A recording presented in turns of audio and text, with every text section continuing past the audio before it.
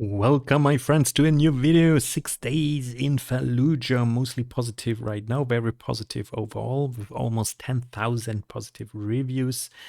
10,000 reviews, 82% positive of them. At the moment, like over 2,200 people are online. So this game had over 100,000 followers. But the highest value it achieved was only 8,000. So game is still in early access and costs now around about 30 euros, 25% down. And as you can see, it has a lot of thumbs down, but also some thumbs up. So in this video, we're going to find out what was actually the issue with 6 days in Fallujah and what is the opinion people have right now. So there's an update, AI, teammates, new missions, and more stuff, of course. That's here you can find the update. Here is the update. So the command and control update available now. So maybe we can check this out. So if there's also some cool, nice trailer actually. So all right, guys. So 6 days in Fallujah has been surrounded by controversy since its initial announcement due to several key issues. First, the subject matter. The game attempts to recreate the Second Battle of Fallujah, one of the bloodiest engagement of the Iraq War, which involves significant civilian casualties and has been associated with allegations of war crimes, oh la la, including the use of white phosphorus. So turning such a sensitive and recent conflict into a first-person shooter game was seen as tasteless or disrespectful by many. Political sensitivities. Originally, the game creators claimed they were not making a political statement, which led to criticism for potentially sanitizing or ignoring the complex political and ethical issues surrounding the Iraq War. Later, they acknowledged the political context, but skepticism remained about how this would be represented in the game. Then perspective and representation. Critics, including veterans, game developers, and advocacy groups, have expressed concerns that the game might present a one-sided view, focusing heavily on the American military perspective while potentially marginalizing or misrepresenting the Iraqi experience.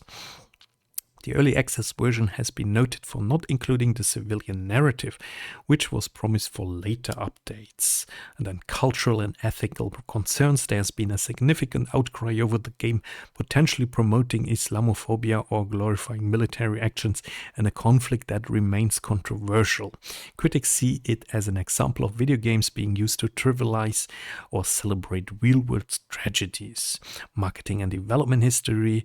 The game's revival after being initially cancelled by Konami in 2009 due to similar controversies and its re-emergence under new developers and publishers reignited debates on the appropriateness of such a game. So wow, guys, there was a lot going on with this game back in the day. So that's crazy. Current opinions among gamers. So game is now out, obviously. So mixed feelings. Some gamers are interested in the game for its promised realism and tactical gameplay, appreciating the effort to provide an immersive military simulation. They might see it as a way to explore historical events interactively, much like a documentary in gaming format. So that's already not too bad, guys. So here we go. Let's go. So here, continued criticism. There remains a strong contingent who view the game with disdain, criticizing its handling of sensitive themes, its initial marketing as apolitical, and the potential for it to serve as a military propaganda. This group often feels that the game fails to capture the gravity of the real events or the full scope of perspectives involved. Release and update. Since entering early access, there have been updates to include more narrative content from Iraqi perspectives, which might shift some opinions. However, the initial focus on American soldiers in combat has left some players feeling that it does not do enough to represent or honor the Iraqi experience, a bit like a Call of Duty. Cultural shift. The gaming industry and its audience have evolved with more awareness and debate around the portrayal of real-world events in games. I don't think so. This has led to a more nuanced discussion where some see potential in educational or reflective gameplay. No one wants this. While while others remain staunchly opposed to the concept. So probably I'm a bit more opposed to this concept. Freedom of expression versus this moral responsibility. I got a lot of vocal opinions here. The debate also touches on broader themes in gaming about creative freedom versus the ethical responsibility of developers when dealing with real painful history.